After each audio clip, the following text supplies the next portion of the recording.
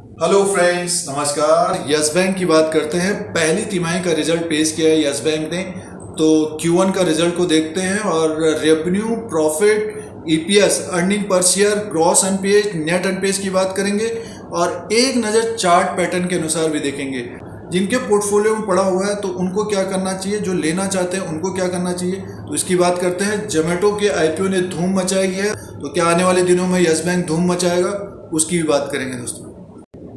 Yes bank limited का Q1 का result, पहली तिमाही का रिजल्ट है ये। और टोटल इनकम की बात सबसे पहले करते हैं। लैक्स में नंबर दिए हैं। इस क्वार्टर में 30/6/2021 में जो इनका रेवेन्यू है, इंटरेस्ट अर्न है, टोटल इनकम देखिए इनका जो हुआ है अब की बार 5,581 करोड़ का टोटल इनकम हुआ है। और पिछली बार था 6,106 करोड़ का और Q4 में था 4,805 करोड़ का।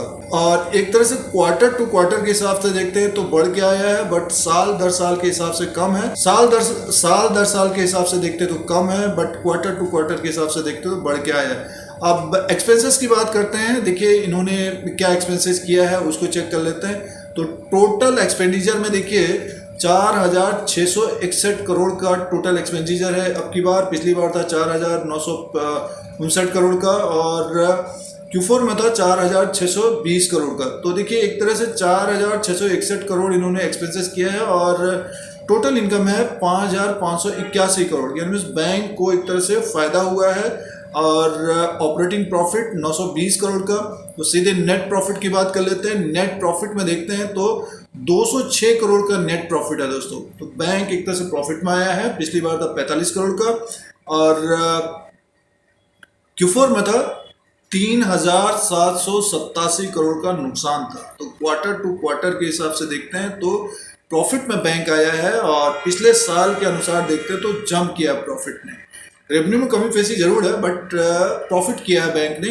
अब ईपीएस और ग्रॉस एनपीएस की बात कर लेते हैं। सबसे पहले ग्रॉस एनपीएस को देखते हैं। देखिए एनपीएस रेशियो ये दिया है। ग्रॉस एनपीएस है 28,505 करोड़ का। पिछली बार था 32,702 करोड़ का और Q4 में था 28,609 करोड़ का। यानी सब पिछले साल के अनुसार ग्रॉस एनपीएस कम हुआ है। तो परसेंटेज में देख लेते हैं। देखिए ये है परसेंटेज और 15.60% है। 15.60% यस बैंक का ग्रॉस एनपीएस है और पिछली बार था 17.30, एक साल पहले 17.30% का था दोस्तों। और मार्च के क्वार्टर में 15.41%। यानी मीन्स आप देखिए मार्च के क्वार्टर के हिसाब से अगर चौथी तिमाही के हिसाब से देखते हैं तो बढ़ के आया है, हल्का सा है। और पिछले साल के अनुसार देखते हैं तो कम है, जैसे कि 28,505 करोड़ का। नेट एनपीएस की बात करते हैं तो 5.78% का है। पिछली बार 4.96% का और Q4 में 5.88% का। तो बैंक को आने वाले दिनों में और मेहनत करनी पड़ेगी, इसको नीचे लाना पड़ेगा 15.60 से। अब देखिए HDFC का देख लीजिए आप और बैंकों का देख लीजिए। अगर हम प्राइवेट बैंकों का ग्रॉस एनपीएस की बात करते हैं तो 1-2% का रहता है दोस्तों ग्रॉस एनपीएस, और नेट एनपीएस तो 1% से नीचे का रहता है। अभी यस बैंक को काफ़ी मेहनत करना पड़ेगा और ये नीचे आना बहुत ज़रूरी है।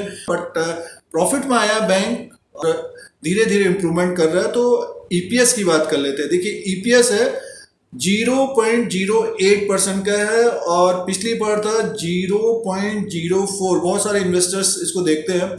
0.08% का है दोस्तों, ध्यानपूर्वक देखिए। 0.08% का ईपीएस और पिछली बार था 0.04 का। तो पिछली बार के अनुसार तो एक तरह से थोड़ा सा ग्रो किया है। Q4 के हिसाब से देखते हैं तो Q4 में तो माइनस में था, 1.51% का माइनस था, इंप्रूवमेंट हुआ है। तो रिजल्ट को एक तरह से देखते हैं। देखिए सबसे पहली बात तो ये है कि ग्रॉस एनपीए नेट एनपीए 15.60 का है, इसको कम होना पड़ेगा।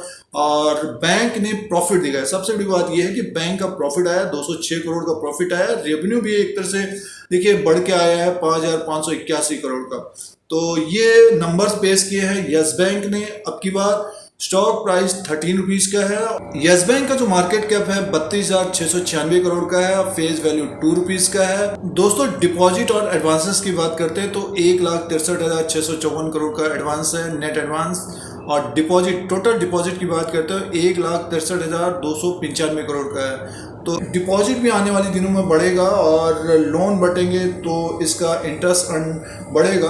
तो और प्रॉफिट और ज़्यादा आएगा, और जो ग्रॉस अनपेज है, नेट अनपेज है, वो अगर कम होता है तो तेज़ी की संभावना रहेगी। अब एक नज़र चार्ट पैटर्न के अनुसार बात करते हैं दोस्तों। ये यस बैंक लिमिटेड का चार्ट लगा हुआ है, कैंडल्स है डेली के। अब चार्ट पैटर्न के अनुसार बात करते हैं, टेक्निकल चार्ट के अनुसार बात करते हैं, तो देखिए स्टॉक प्राइस 13 रुपीज़ के आसपास है, और पिछले 6 महीने का अगर हम ट्रेंड देखें तो 20 रुपये तक ये गया था 20 रुपये 75 पैसा इसने हाई किया। तब मार्केट में हो हल्ला हो गया था कि लगभग 40 रुपया 50 रुपये जाएगा, बहुत तेज़ी हो जाएगी। फिर रिजल्ट में कमी पेशी आई, पिछले क्वार्टर में एक तरह से नुकसान हुआ, तो बेरिश मोड में बना हुआ देखिए एक तरह से डाउनफॉल हुआ है, 13 रुपीज़ के आसपास है। और पिछला जो जंप किया था इसने लगभग 11 रुपये के आसपास से भागकर 20 रुपया 75 पैसे तक गया है। तो उसके बाद इसका जो एक सपोर्ट मान के चलिए लगभग 12 रुपये 70 पैसा 13 रुपये के आसपास ही सपोर्ट है, उसी के आसपास क्लोजिंग आई है। तो जिस तरह का रिजल्ट आया है, तो ऊपर की तरफ का देखिए जो लेवल रहेगा ऊपर की तरफ लगभग 1 रुपया ऊपर की तरफ जाता हुआ दिखेगा। ये 13 रुपये 60 पैसे को क्रॉस करेगा, तो एक रेजिस्टेंस जो होगा 14 रुपया 10 पैसा, 14 रुपये 15 पैसे के ऊपर क्लोजिंग होती है, तो सीधे से हमें फिर ये लगभग 1-1.5 रुपया ऊपर की तरफ दिखेगा, और ये रहेगा 15 रुपया 60 पैसा। इसीलिए लाइन ड्रॉ किया दोस्तों। इस तिमाही में यहाँ तक जंप करता हुआ दिख सकता है। ये एक तरह से देखिए सपोर्ट लगभग 12 रुपये के आसपास तो सपोर्ट है ही है दोस्तों। देखिए ये अब पिछले 6 महीने के अनुसार देखते हैं तो 12 रुपये के आसपास से इसने जंप किया है।